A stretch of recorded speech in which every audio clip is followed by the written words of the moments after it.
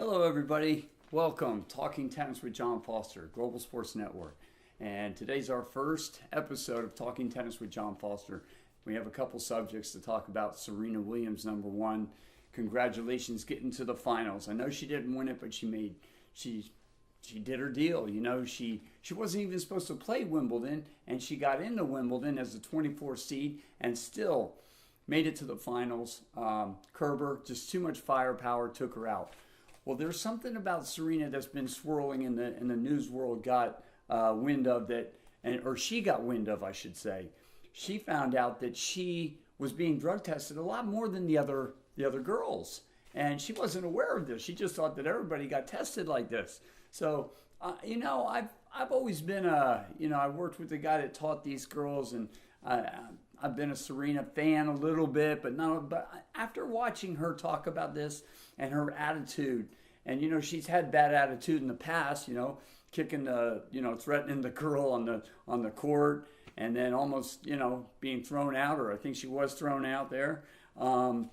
She really has a good attitude towards this, and she has been tested more. Of course, she's beaten everybody. She's stronger than everybody, but that comes natural. The girls, I don't believe the girls do anything. I mean, everybody does something. You're taking supplements and trying to improve your game, but it's not really a big deal. Nothing illegal, okay? Let's say that. Sharapova, she got caught. That was stupid. She knew not to do that. She knew a timetable, and she got caught. Serena being tested, good attitude, Serena. I like it. And I like you. That's good stuff, okay? So she knew she was tested more, and she doesn't mind. All right. Now we're going to talk about changes at Wimbledon. Changes at Wimbledon. Whew. Well, I'll tell you, I didn't come up with this. I'm watching Wimbledon, and they had Nadal and Djokovic.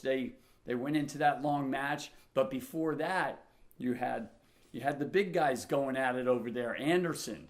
And it goes 6 hours. How do you play 6 hours? 6 hours in one day. Now there's a difference. The match starts, it goes 6 hours, over 6 hours long. The body's different. You can't play a 6 hour match. Why?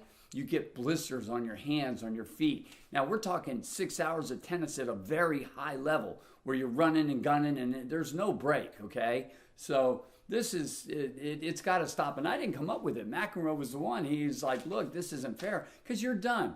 In most matches, the longest matches that tennis have ever had, guess what happens the next round? It's over. So if that happens in the semifinals and you have two great people playing, Isner and Anderson, you have this great match, but then the guy's done in the finals, that's not fair. The other guy has a 3 hour, 4 hour match, which they didn't. They had a long match also, but it was split up over 2 days because of what happened on the first match. So anyway, not my idea, McEnroe's idea, but it's genius, Mac. I like it, okay? Just like the rule change I'm going to do with ambidextrous tennis, okay?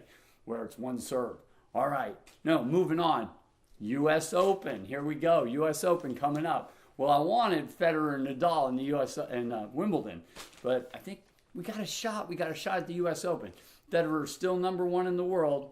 Okay, Fed's the number one player. Nadal would have overtaken him had he had won Wimbledon, and by quite a margin, I hear. But that didn't happen, so Fed's still number one. We're still looking at Roger Federer, and we have Djokovic back. Djokovic is back on top of his game. It took him a while. I don't know. People don't understand this. And tennis players, this is what you have to understand about tennis. Djokovic was on a losing he was losing. He lost second round for a long time there before he came back here. He was looking really bad, losing to some players that, most people would have quit tennis on. So anyhow, hang in there, tennis players. You got to understand that that's how it goes. You can't always win. And it's a lot of losing you do to get to the top. Parents, you got to understand that too. We'll talk about that on another day. I'm going to wrap this up. Thank you for listening. John Foster, Talking Tennis, Global Sports Network. See you next time.